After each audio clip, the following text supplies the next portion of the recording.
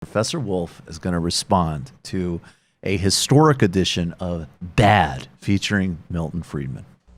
When you see around the globe the maldistribution of wealth, the desperate plight of millions of people in underdeveloped countries, when you see so few haves and so many have-nots, when you see the greed and the concentration of power within, did you ever have a moment of doubt about capitalism and whether greed's a good idea to run on? Well, first of all, tell me, is there some society you know that doesn't run on greed?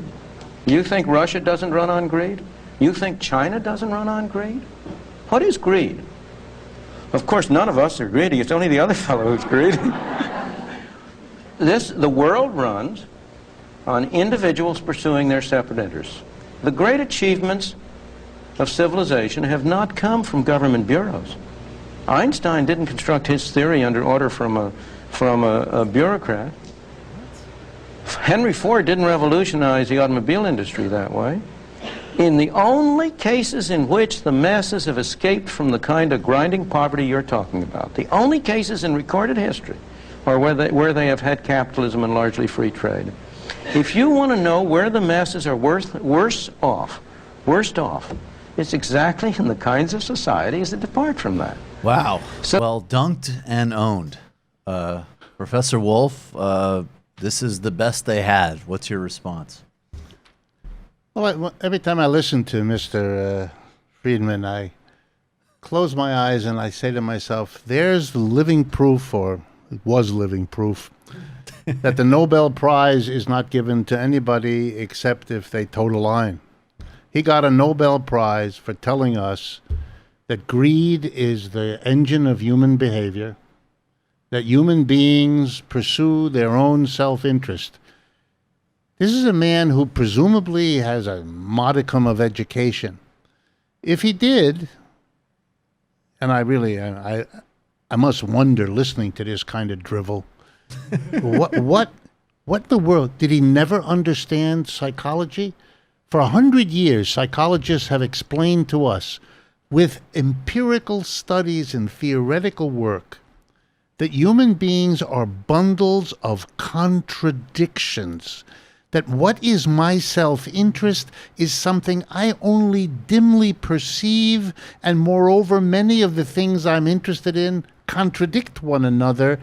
I both like and don't like people. I both am drawn to and repulsed by this thing. I want that, but I don't really. I went and I got that, and now I wonder, having consumed it, why did I ever do that? Because I didn't like it at all.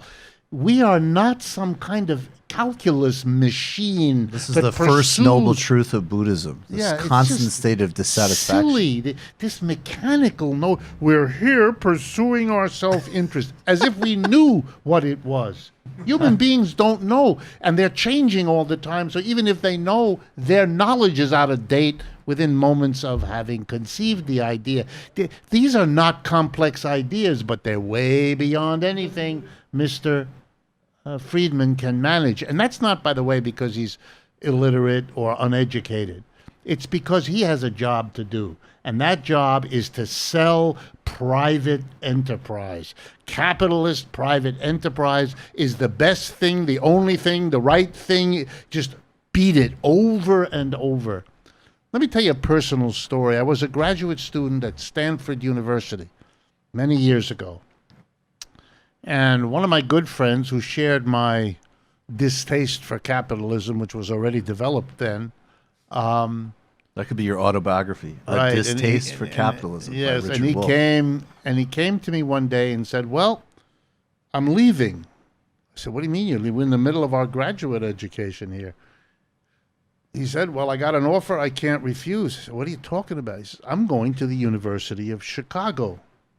I said, why? He said, because Milton Friedman offered me a quantity of money I never thought I'd see to come there and finish my dissertation, working with him. And that man went on to be a professor, I think he just retired from MIT, which is a very high-level economics department. His radicalism became quiet, something he didn't give up, but he kept very quiet, so a few of us knew about it because we were his friends when he was younger, but officially he was a Chicago boy, as they said. And I remember thinking, oh, that's where all that money that he gets from corporations then begins to develop a school. So they can go out and say what the very smart of the corporations to find a Milton Friedman who will then develop this ideological kind of cohort that will go out and beat the drum. You know, there's a simple story to tell, too. He liked to go around, and when I was a graduate student, I heard him a couple times as he came through, and he would tell this story about how every time private enterprise takes something over, it's done very well, and every time the government takes it over, it's done very poorly. And I won't repeat what we've already talked about, that the evidence he used was the low profit rate, say, of airlines or of trains.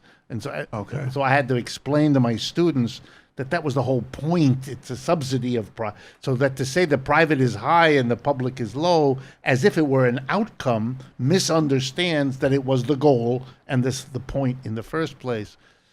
But then I would begin to explain to my students that, for example, in the last 30 years, many of the municipalities in Europe that privatized water, electricity, transport, gas, and so forth, have re-municipalized because the rates are too high because of what the private sector did.